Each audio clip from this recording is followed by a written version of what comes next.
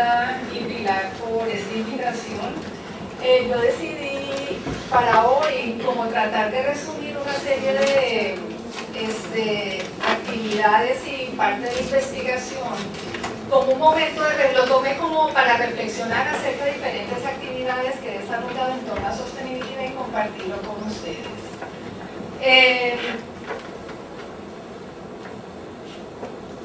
Este libro, publicado en el año 1987, es un libro, yo creo que de debida lectura para todo el mundo interesado en cuestiones de sostenibilidad.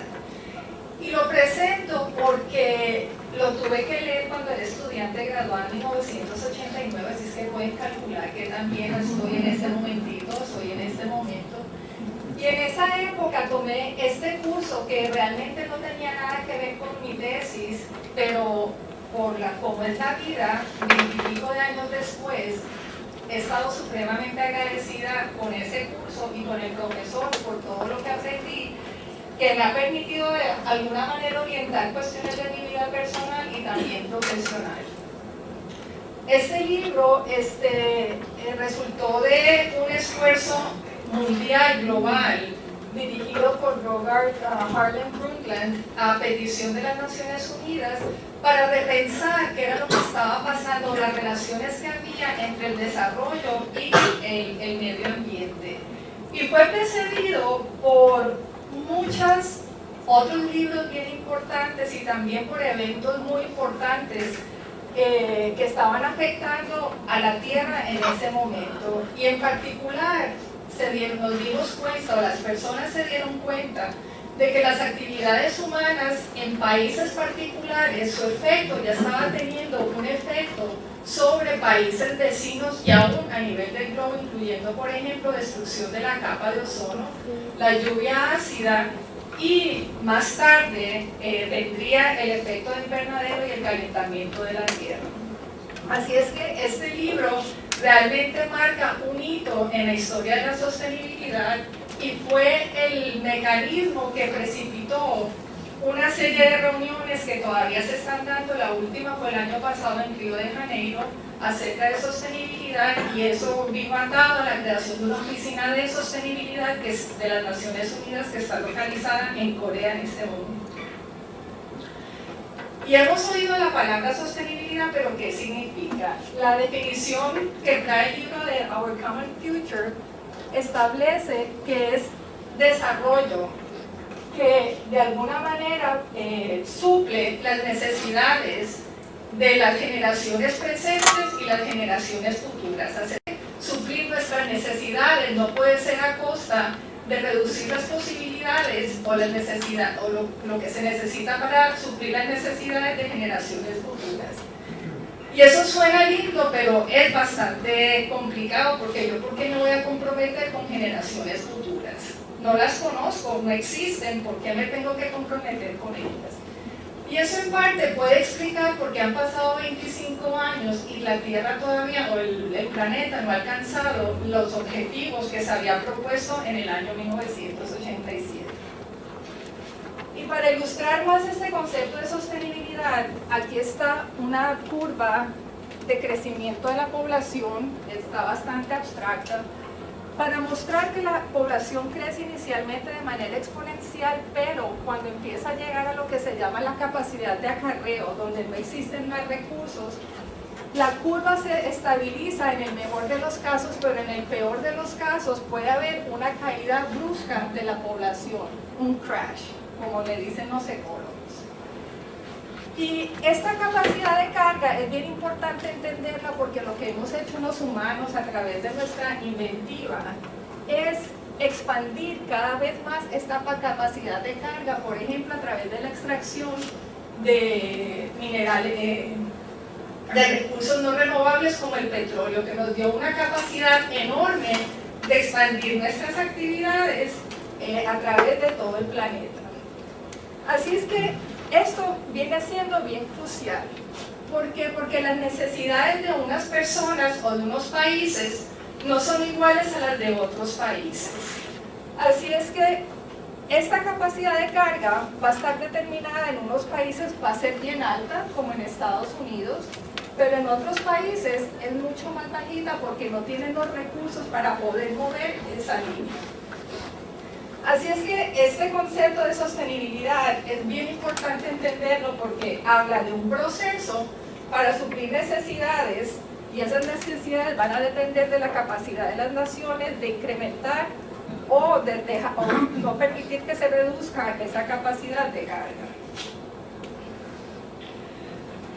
Entonces, en el año 1972, un grupo de gente publicó este libro que se llamó The Limit to Growth y coincidió con el desarrollo de una forma de pensar en ciencia diferente, que era un pensamiento sistémico, y la creación de modelos de computador que en esa época quizás ocupaban todo ese salón, esos computadores. Y en ese modelo ellos integraron diferentes componentes que ligaban el crecimiento de la población en esta línea negra con la producción industrial, el uso de recursos naturales y la polución. Esto se llama el escenario base, que es más o menos el que existe en la mayoría de los países del mundo. Es claro que utilizando un nivel de recursos alto, sin ningún control tecnológico, lleva a un aumento de la población y a una caída súper brusca, y ninguna nación quiere experimentar esta caída brusca. Pero peor que eso, lleva a unos niveles de polución súper elevados. Y entonces la maravilla de este libro, o de este esfuerzo, fue que generaron diferentes escenarios, donde cambiaban o introducían mejoras tecnológicas de polución, por ejemplo, de uso de suelo, control de erosión, pero también introducían lo que se llaman cambios informacionales o conductuales. Reducir la población por control de la natalidad, cambiar patrones de consumo y hacer que los productos que usamos tengan una vida más duradera. Y es claro, o fue claro a través de los modelos, que los cambios informacionales o conductuales son los que llevan realmente a que la población se estabilice a través del tiempo y se reduzca el impacto sobre el medio ambiente. Esto es lo que se llama la transición a la sostenibilidad.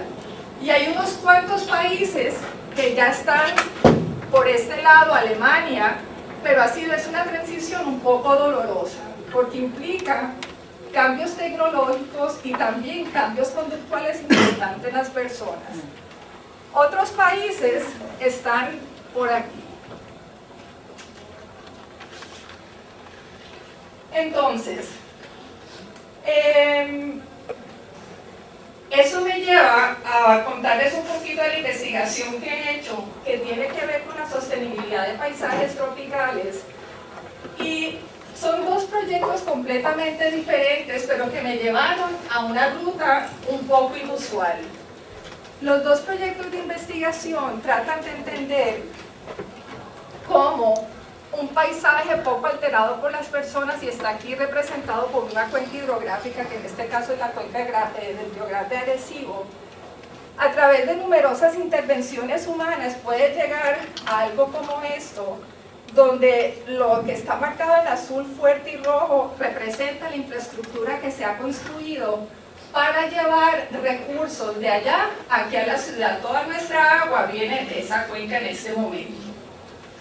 Y entonces, a través de este estudio, encontré, y de otro, dos cosas que me dejaron supremamente impactada.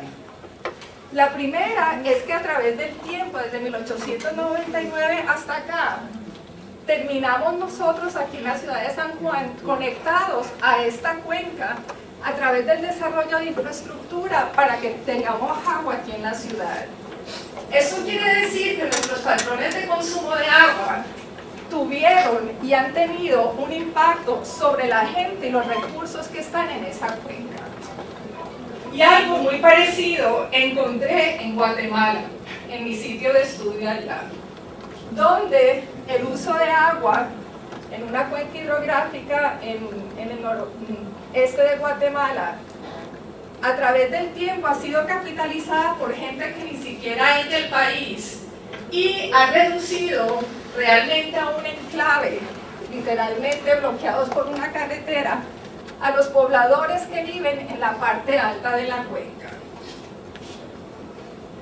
Así es que el estudio este me llevó a pensar en la producción, transporte y consumo de servicios ambientales.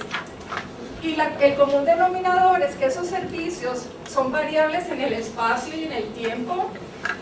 Hay interacciones a través de escalas. Yo aquí en San Juan estoy interactuando con gente en Arecibo sin darme cuenta.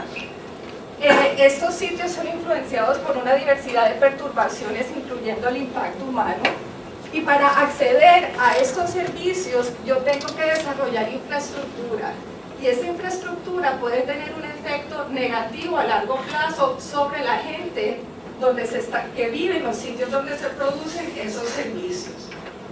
Y eso se ve en dos maneras. Uno, el despoblamiento de esos sitios, y al despoblarse se pierde una voz, un conocimiento de esos sitios. Y segundo, la gente pierde sus formas de vida. Y aquí en Puerto Rico el proceso quizás pasó hace 50 años, pero en Guatemala tienen caras, y son caras que yo conozco y que me han hecho reflexionar muchísimo acerca de este proceso. Entonces, al darme cuenta que yo tenía un impacto sobre la cuenca, dije, no, yo tengo que ponerme a trabajar en cuestiones de sostenibilidad y ayudar a que otra gente se dé cuenta. Y empecé un proceso con el grupo, con el CEA, fue fuera de horas de clase, en el 2010, para hablar acerca del agua, el agua que consumimos aquí en Naturales. Y eso llevó a este proyecto del agua, y botellas plásticas, y a tratar de entender aspectos que hacen que nuestra facultad no sea sostenible desde este punto de vista del agua. Participaron muchos estudiantes y a través de la interacción esta por un semestre me di cuenta que yo creo que como profesores y directivos y administradores tenemos que impulsar estos aspectos en la educación de los estudiantes. Liderazgo. Es bien importante desarrollar capacidad de liderazgo para que puedan asumir proyectos de esta naturaleza aquí y cuando salgan. Segundo, capacidad de emprendimiento, de agarrar oportunidades y poder desarrollarlas desde el principio hasta el final. Y otra cosa que puede que suene trivial es falta quizás de una visión un poco de la estética de las cosas que permite que uno pueda vender bien un producto. Luego de eso, entonces, desarrollé 2 cursos graduados que ligaban entender cuál era el rol de la resiliencia en el desarrollo de prácticas sostenibles para el manejo de paisajes tropicales. Y aprendí 2 lecciones. Y los estudiantes espero también, que la diseminación, el movimiento y el intercambio son elementos claves para construir paisajes resilientes. Y segundo, que la cooperación es un área activa de investigación para entender los mecanismos que favorecen la cooperación. Y eso puede explicar por qué después de 25 años todos los países no logran cooperar en esto. Y el último experimento de enseñanza tuvo que ver con un curso que dicté el semestre pasado para entender y yo aprender acerca de los 6 componentes que llevan realmente a construir una sociedad sostenible, que además de los tradicionales de equidad, ambiente y economía, incluyen una parte estética, de ética y experiencia. Y fue una experiencia maravillosa, pero que me dejó exhausta. Y todo surgió de mi experiencia en los barrios de Naturales. ¿Y qué es eso de experiencia? Esto es tomado de una propaganda de Apple. Es esto, es lo que importa. La experiencia de un producto, cómo te hace sentir, qué te hace que tu vida sea diferente. Deserves to exist. Eso es la experiencia en un sitio. Y entonces yo quisiera que pudiéramos tener un entorno que haga que nuestra experiencia tenga que ver con esto y no con esto. Y les puedo mostrar muchos ejemplos de esto en naturales. La parte estética, Brenda contribuyó al curso con esto, pero la idea aquí general es que un sitio donde quizás nadie pasaba, por ejemplo, porque estaba llena de grafitis feos y basura, artistas lo transformaron con algo que nos agrada a la vista y ahora la gente entra por muchos sitios de Santurce.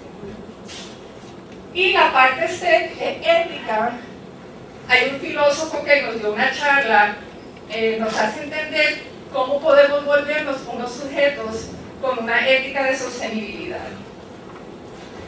Entonces, en la parte de acción, que es bien importante en esta sostenibilidad, pues estoy feliz con el SEA, que los he mantenido echando un ojito por allí y se han graduado de ser una semillita a un arbolito, se han ganado hasta premios basados en la iniciativa que empezaron. Con el curso hicimos este festival, Mi Campus Sostenible, una celebración de acción y conocimiento, y a través de todo eso yo mantengo mis ojos abiertos para ver quiénes son las posibles personas que están interesadas en sostenibilidad en el campus. Creamos una página web que necesita ayuda, pero está allí montada, sostenibilidad.uprlp.edu, y nuestro trabajo ahora es trabajar en un documento, Mi Facultad Sostenible, una propuesta para los candidatos que van a presentarse para ser decanos en ciencias naturales. Y nos estamos reuniendo los lunes en la tarde a las 5 de la tarde, está abierto a todo el que quiera, para obtener información acerca de cómo funciona la universidad y con eso generar este documento para ver cómo se van a comprometer ellos a una agenda sostenible.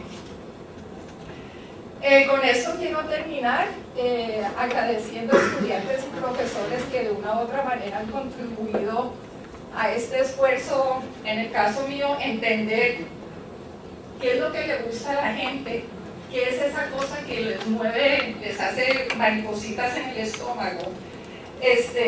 Así es que gracias, si tienen preguntas, pues las vamos a dejar al final.